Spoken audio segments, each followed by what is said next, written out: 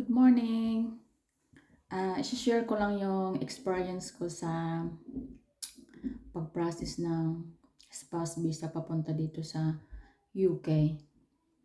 Unang-una, ang ginawa ko ay nag-take muna ako ng IELTS kasi requirements yun sa spouse visa. Ang tinake ko na ay B1 para isahan na lang magagamit na siya sa until ILR. Kasi pag dumaan ka pa ng A1, A2, B1, doble na yung babayaran mo. Triple pa nga eh. Ang mahal-mahal. 9,500 yung nabayaran ko. Eh kung dumiretso ka na, kung kaya mo naman, dumiretso ka na sa B1 para isang bayad na lang. Hindi ka na magbabayad ng 3 beses.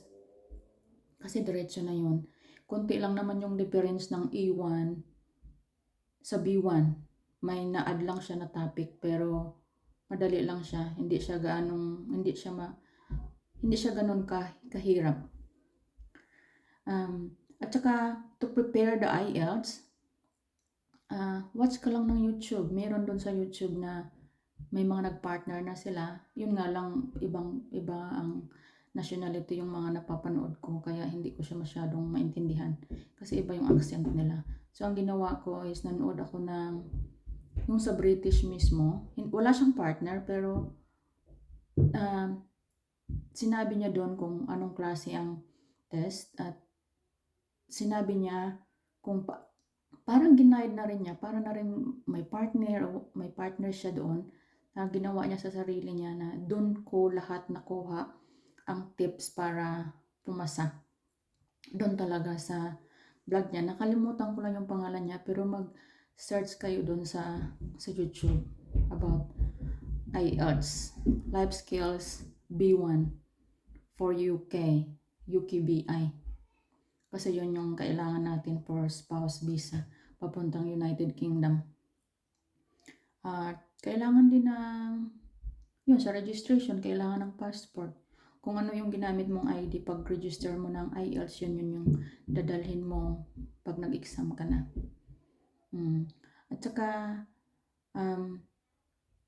pray na rin kasi kahit gaano natin kagaling sa English, pagdating natin sa test, may kaba pa rin.